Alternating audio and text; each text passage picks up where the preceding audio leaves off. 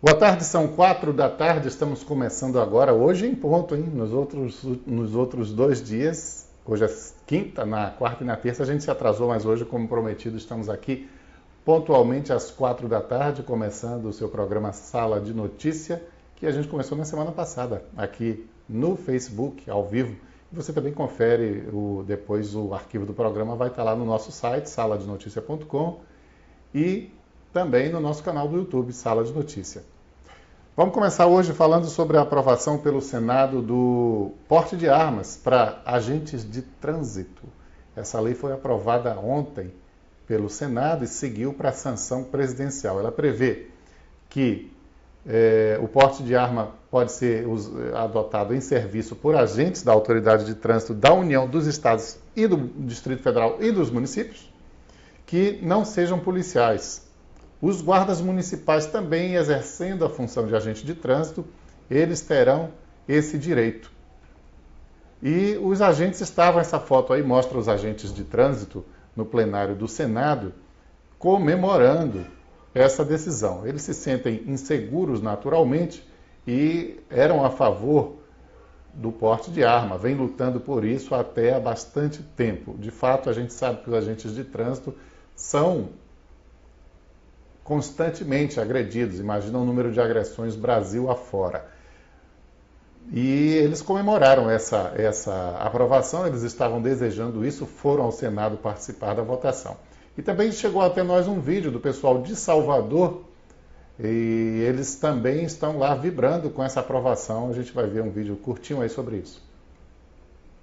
Fala um pouquinho pra galera. Como sempre, Pra quem não acreditava. como sempre, todos os projetos da gente é com sacrifício, mas graças a Deus a gente conseguiu a vitória, como conseguiu na PEC, a gente chegou aqui desacreditado, mas a gente conseguiu chegar aqui com a vitória da porte de arma! Uhul! O partido é nosso. Galera, valeu! Uhul. Valeu O partido é nosso. Obrigado, Fabileide, pelo vídeo. E, pois é, eles comemoraram bastante, mas há dúvida se essa medida é eficaz. Alguns senadores ficaram contrários. O senador Lindbergh Farias, do PT, ele disse que votou contra, ele acha que a medida vai ser ruim, porque vai tornar os agentes mais visados e vulneráveis com isso, e aumentar o número de conflitos. O senador Cristóvão Buarque, que é do PDT, por enquanto, né, eles mudam muito de partido, eu acho que atualmente ele está no PDT. Ele também fez a mesma avaliação, que a pessoa armada fica mais sujeita à violência. Ele disse que 15 agentes foram mortos no Brasil no ano passado, agentes de trânsito, e acha que vai aumentar essa incidência no lugar de diminuir. Ele acha que a medida não traz segurança e fez uma comparação com a situação dos agentes de trânsito e a de outras atividades profissionais. Ele disse, armar mais as pessoas não é a solução. Por que não então armar os motoristas de táxi, os motoristas de caminhão? Daqui a pouco vamos armar a população toda.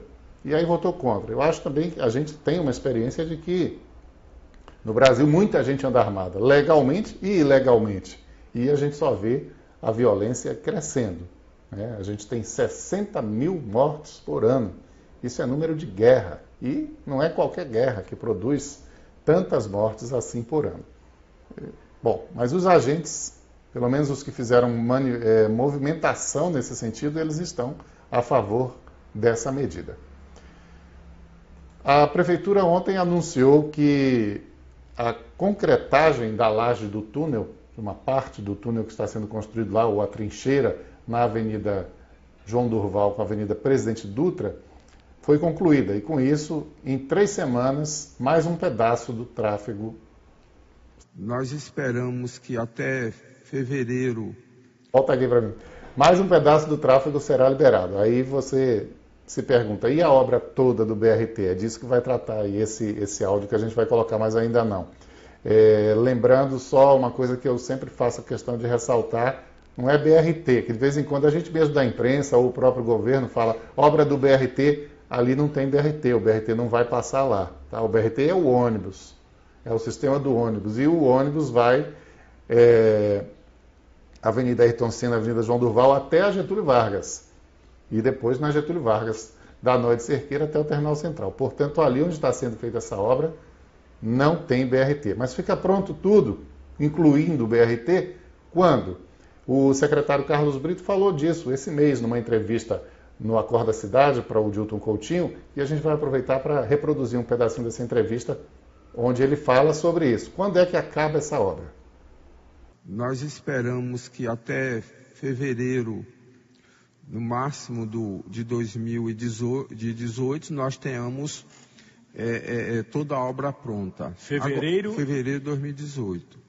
Agora, a presidente Dutra com a João Duval, agora em outubro, exatamente daqui a uns 40 dias, mais ou menos, 45 dias, nós esperamos liberar a João Duval a parte de cima toda, pronta e acabada, e a parte de baixo até dezembro, nós temos com o equipamento da João Duval, com a presidente Dutra pronto.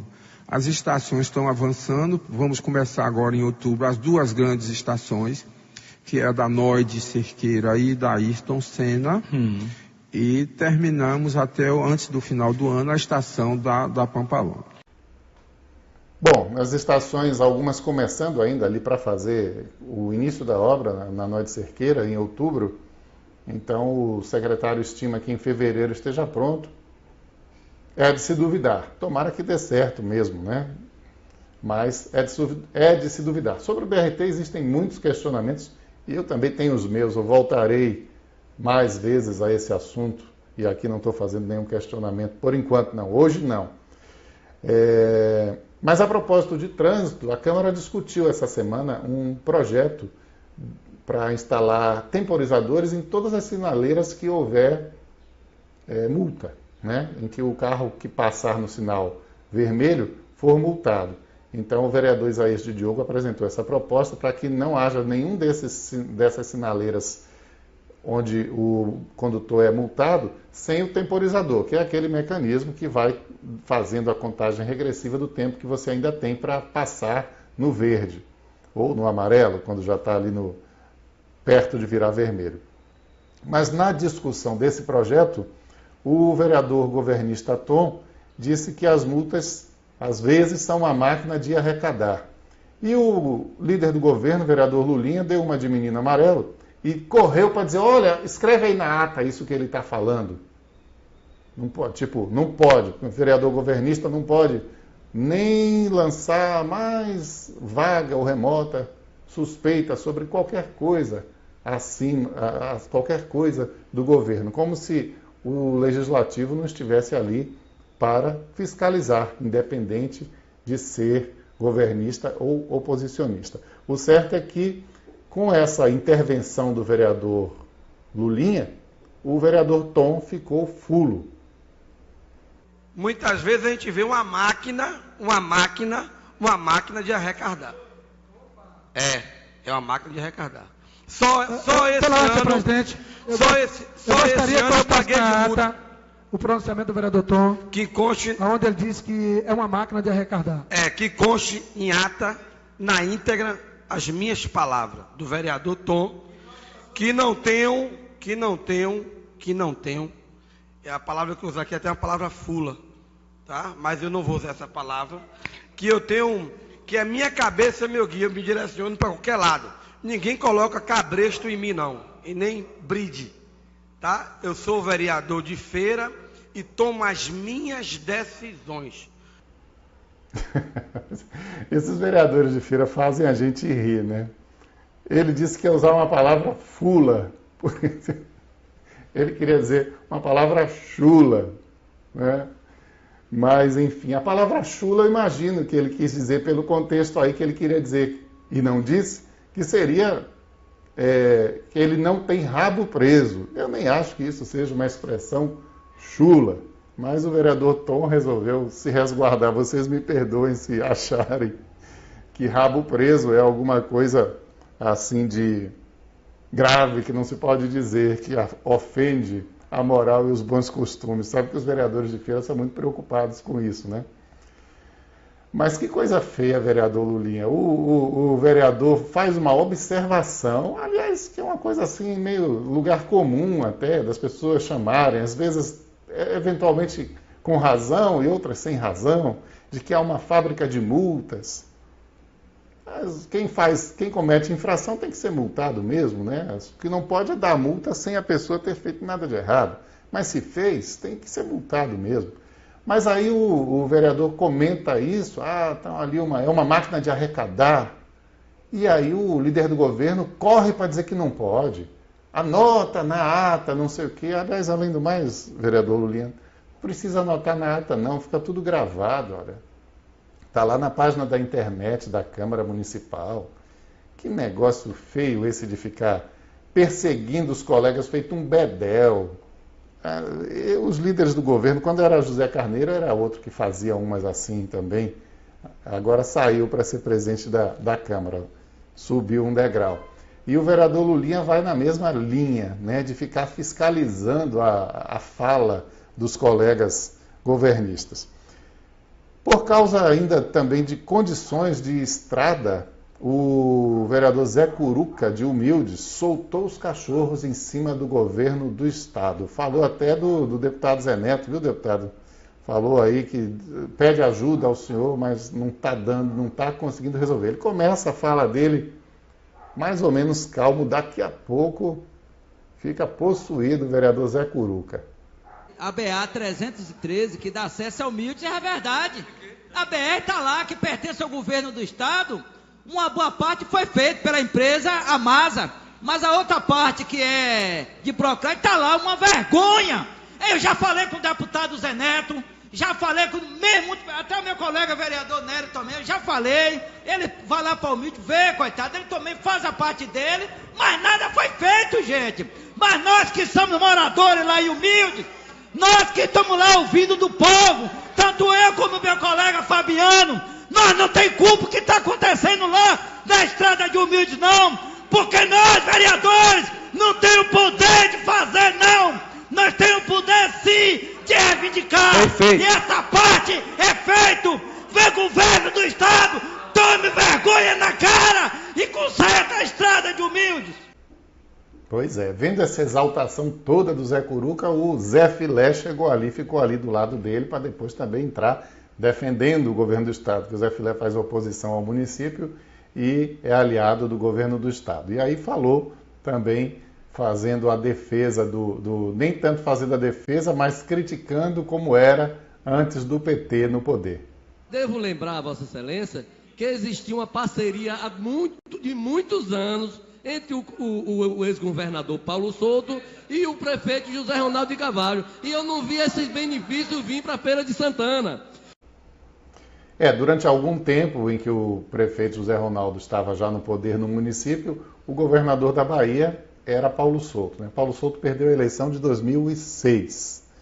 Então, de 2001, quando José Ronaldo assumiu pela primeira vez, até final de 2006, quando Paulo Souto encerrou o mandato, havia no estado e no município, do lado do DEM, os dois estavam juntos no poder. E não aconteceu muita coisa de positivo em Feira de Santana por conta disso, não. Se o PT faz pouco, faz menos do que a gente cobra, faz menos do que a gente precisa e faz menos do que a gente deseja, o DEM fazia ainda menos do que o PT. Hoje foi inaugurado um complexo solar em Bom Jesus da Lapa. A inauguração do maior tamanho do parque lá em Bom Jesus da Lapa. Tudo isso que você está vendo aí, acinzentado no meio do corte, aí no meio do sertão, no meio dessa vegetação mais, aliás, desmatada, né? São placas de energia solar.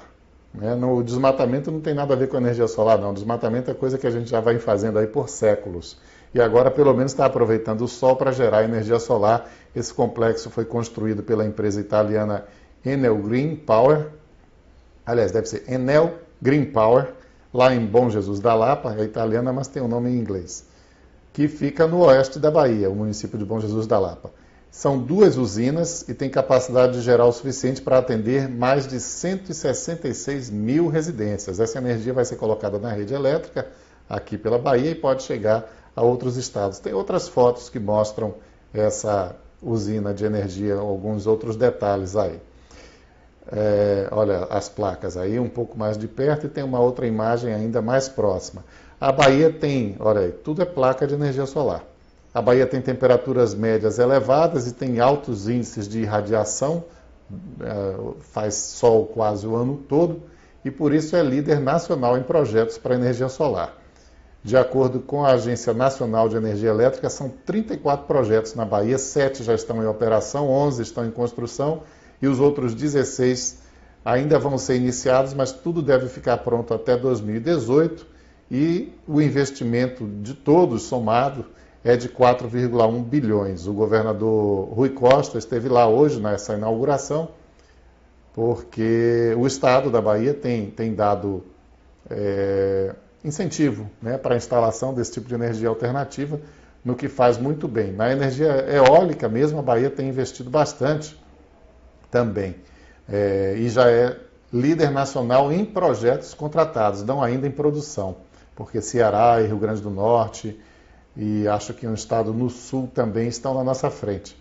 Mas são, na energia eólica, 187 projetos, sendo que 74 já estão em operação, 58 estão em construção e os outros 55 que faltam aí desses 187, em 2 anos estarão prontos, é a promessa. E a propósito do governo da Bahia também, hoje foi o dia em que o governo apresentou o orçamento para o ano de 2018. O orçamento aumenta 1,8% em relação ao orçamento de 2017. A Bahia teve 45 bilhões e 300 milhões de orçamento em 2017 e para 2018 o orçamento será de 44 bilhões e 400 milhões. Não chega a 2% de aumento aí. Agora eu tenho uma imagem aí de um gráfico que trata de aprovação do governo. E a imagem, aí ó, eu quero que você, olhando para esse gráfico, adivinhe quantos % aí tem é sobre o governo Temer. Então, qual é a desaprovação dessas 4 cores aí que representa a desaprovação de Temer? É a amarela, a vermelha, a verde ou a azul? É claro que todo mundo já adivinhou que a desaprovação é a vermelha, né? A vermelha, essa faixa aí imensa que come a pizza inteira quase, é a quantidade de pessoas na pesquisa do Ibope, que foi revelada hoje, que dizem que o governo de Temer é ruim ou péssimo. 77% das pessoas. No amarelo, do regular, estão 16%. No não sabe ou não respondeu, 3%. Essa pesquisa ouviu 2.000 pessoas entre os dias 15 e 20 de setembro, ou seja, na semana passada, e foi feita em 126 municípios. E apenas 3%, é aquele azul ali, são as pessoas que acham que o governo de Temer é bom ou ótimo.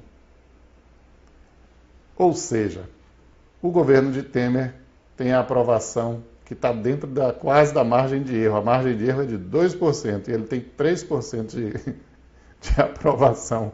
Na próxima pesquisa, se ele ficar com 2% de aprovação, significa que pode ser 0 a aprovação dele. Não vai se encontrar ninguém aprovando o governo Temer, do jeito que a coisa vai. Isso é um recorde absoluto, né?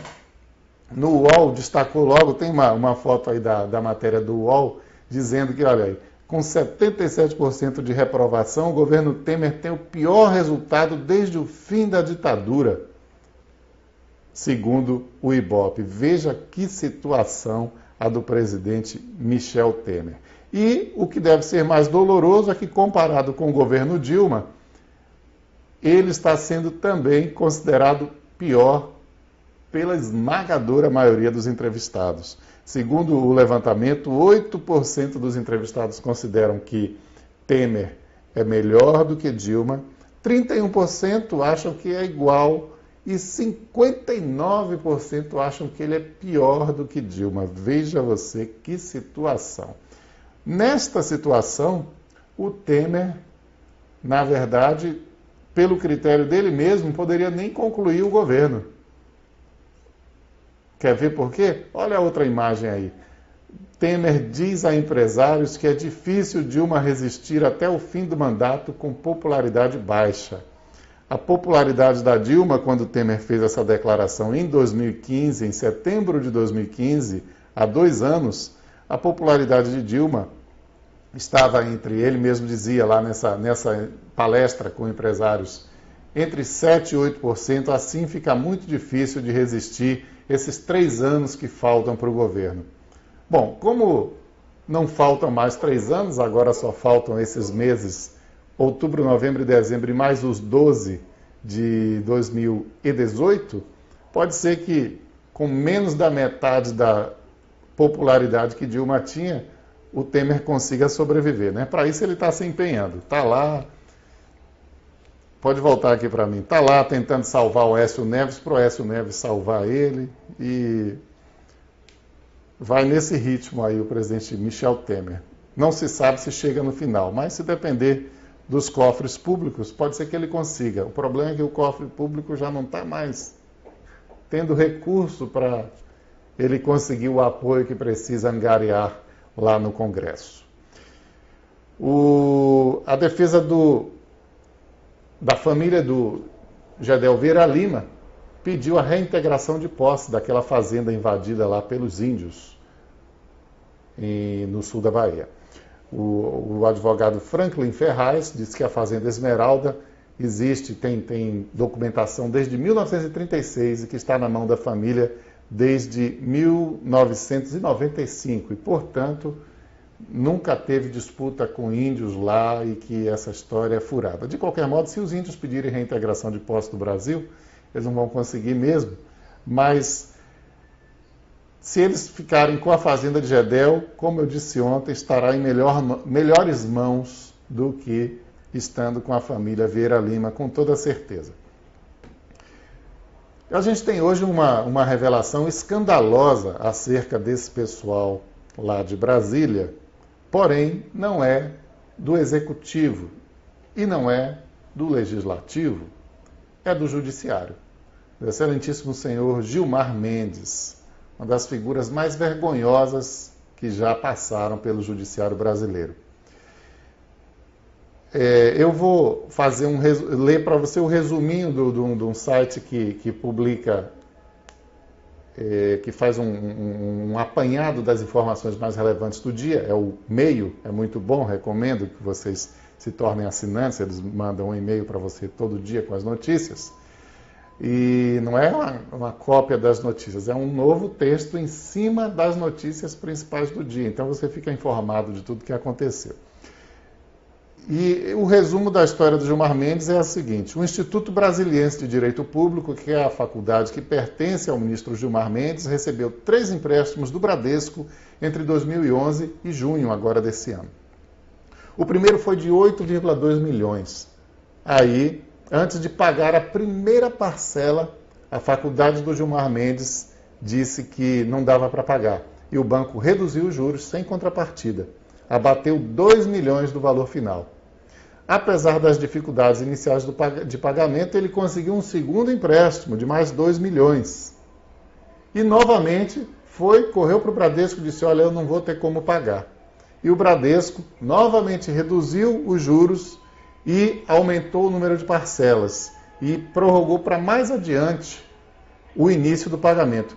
Agora quer saber o que mais? O Bradesco deu um terceiro empréstimo de 26 milhões. Veja você quanta generosidade do Bradesco. E certamente o Bradesco há de querer retribuição. Essa matéria foi publicada por esse site, BuzzFeed, que é um site que é internacional e que tem uma filial no Brasil, que tem investido em jornalismo. e fez essa revelação. O Bradesco deu desconto milionário em empréstimo à faculdade de Gilmar Mendes. Como é que Gilmar Mendes tem faculdade? Bom, pela lei ele pode ser sócio, mas não pode administrar. Mesmo assim, nos contratos está lá a assinatura dele como avalista, nos 3 contratos. E de 2011 para cá, aí é que vem o pulo do gato, ele participou de 120 decisões no Supremo que tinham o Bradesco ou uma de suas subsidiárias como parte interessada. Naturalmente, a assessoria do ministro foi consultada e disse que não havia nenhum impedimento, nenhuma suspeição dele para julgar os casos envolvendo o banco que lhe faz empréstimos generosos e que não precisa pagar, né? Paga a primeira parcela só lá daqui a não sei quantos anos, tá caro, diminui, e pronto, e fica tudo assim, tudo beleza, não tem problema. Se esse caso fosse envolvendo um prefeito, um governador, um deputado, é bem possível que a Polícia Federal estivesse na porta dele nos próximos dias. Mas com Gilmar Mendes, nada acontece. Não acontece com Gilmar Mendes e não acontece também com os políticos que o STF deveria julgar e não julga, né? E ficamos assim. E as mudanças são só cosméticas, por enquanto. Vamos ver se algum dia muda de verdade. Vamos ver. Vamos falar de uma coisa local aqui, agora uma oportunidade de lazer, de diversão. Hoje, Quinta dos Boçais. Mostra a imagem aí da Quinta dos Boçais. É um projeto de música brasileira e artes integradas. Bossa nova, jazz, samba, música brasileira, com a banda Baiana Bossa. Olha aí, Quinta dos Boçais, encabeçado pela Lorena Porto. Essa é a 3ª semana do projeto. Vai ter uma roda literária com as obras de Clarissa Macedo, Clóvis Ramayana, Rafael Rodrigues e Roberval Pereira. E ainda exposição das telas de Júlio Firmo, que vai pintar, inclusive, uma tela durante o show. A Quinta dos Boçais, como o nome diz, acontece sempre às quintas-feiras, às 21 horas, lá no Cúpula do Som, que é um barzinho simpático que fica ali na rua Domingos Barbosa de Araújo. E está acontecendo, como você sabe, até domingo. Domingo tem show da banda do Borega, nosso colega jornalista e colega há muitos anos da Tribuna Feirense. E o Borega estará lá no domingo se apresentando o show Reino dos Encorados com a sua banda Matita Pere. Mas até domingo, como eu dizia, funciona a Feira do Livro e tem atraído, claro, muitos estudantes, escolas. A gente tem algumas imagens aí para mostrar da Feira do Livro. Imagens feitas pela prefeitura. O pessoal que faz a web TV lá da prefeitura tem palestras e a meninada se distrai e conhece livros, literatura de cordel, e é uma oportunidade de lazer e também de conhecimento que você deve aproveitar. E amanhã vai ter uma mesa redonda sobre televisão, começando às 4 da tarde. Então, se você não estiver aqui assistindo o Sala de Notícia, você vai na mesa redonda. Ou então, você vai lá, leva seu celular, escuta o Sala de Notícia também, acompanha pelo celular o nosso programa de amanhã. E o debate amanhã, democratização da comunicação, TV pública e redes sociais, estará acontecendo na Feira do Livro, lá na Praça do Fórum, com a participação do Paula Ribeiro, que é cineasta e foi diretor do IRDEB, o Instituto de Radiodifusão da Bahia. Vai tratar também de mídias sociais, além de televisão pública. E é um evento, dentre outros tantos que acontecem dentro da Feira do Livro, que vale a pena você participar. Então, até domingo tem Feira do Livro e amanhã a gente está aqui de volta às 4 da tarde, sem interrupção, eu espero. E aí, meia hora de programa, você está liberado. Então tá, um abraço para você, até amanhã.